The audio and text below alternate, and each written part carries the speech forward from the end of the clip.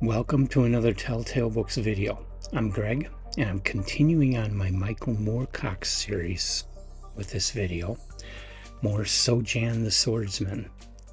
This will be the second Sojan adventure, all of which I have in this little paperback book I got. This is a used book. You can't get this new anymore, but you can get this used. And it's all of the Sojan stories. Sojan being a very simple sword and sorcery character that Moorcock wrote about and published the stories in the magazine he was editing, which was a Tarzan magazine. I think it was a Tarzan comic book. I'm not certain about that. It was published over in Britain. If somebody knows, please leave in the comments if that was a comic book or not. But Sojan was just regular stories, I guess, not comics, and were published in this magazine because, hey, Moorcock was the editor.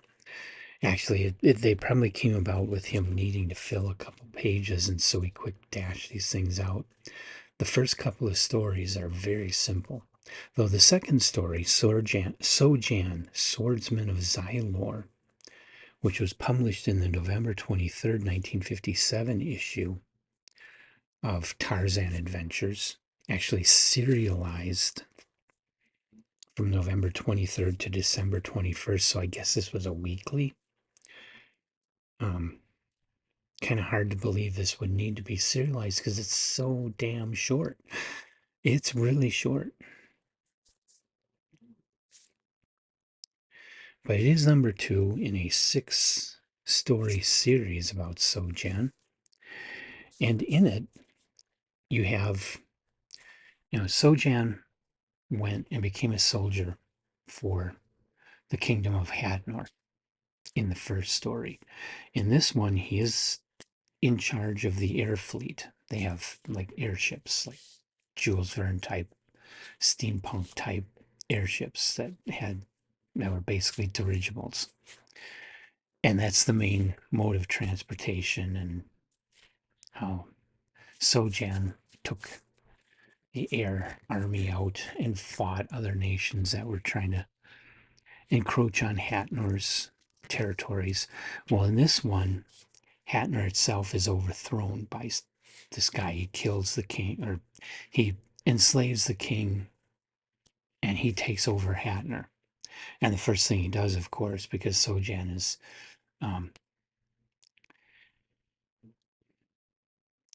is in league with the king, looking for another word, and it's not popping into my head. That's what happens when you hit 60.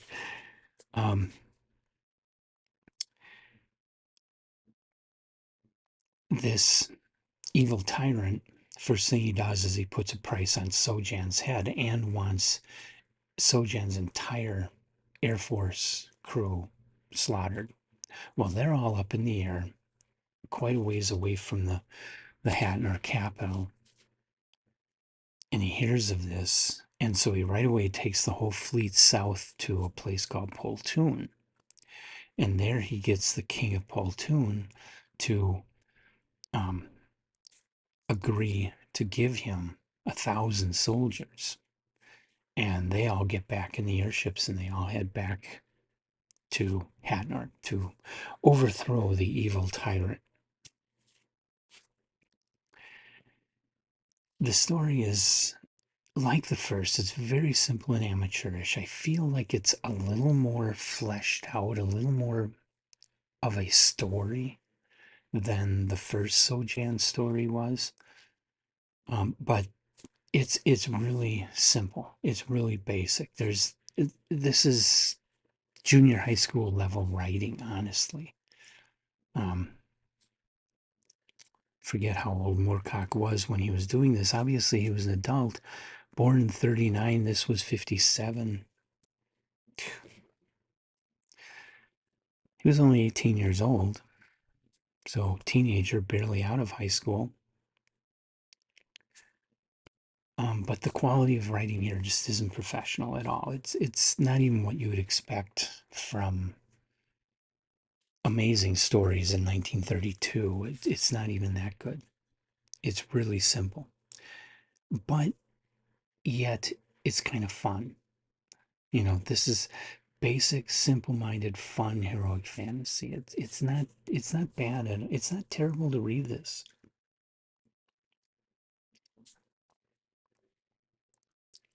I still can't recommend it because on today's standards, the writing just, like I say, it's junior high school level. There are kids in school that can write better than this. Sorry, Michael Moorcock, but these early stories, they're really basic, but they're not bad. And so I can only recommend it to those people who are Michael Moorcock completists that just that really need to look into these early works because they want to know more about him. And you won't be disappointed. I mean, this is the roots that he drew upon when he wrote Elric and a lot of his later works. But having recently read his latest Jerry Cornelius story, Wigan, I mean, you know, Moorcock really, really advanced himself as a writer somewhere in between the two. And we'll get to that with the next Moorcock story. It's going to be another Sojan, or no, the next Moorcock story is called Deck of Nuthar. It's not part of the Sojan series, but it is still in this book.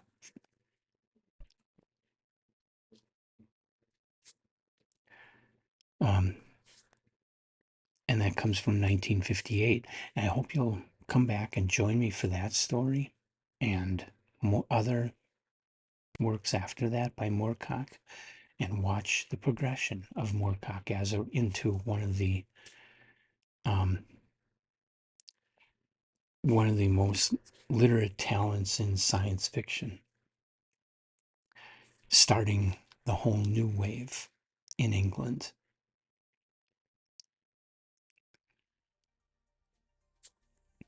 Until then, leave your comments if you've read Sojan, Swordsman of Xylor. Leave your comments in the comments section about Sojan, about Moorcock, about heroic fantasy in general if you want. And come back for more Moorcock and all the other stories and writers that I cover here on Telltale Books.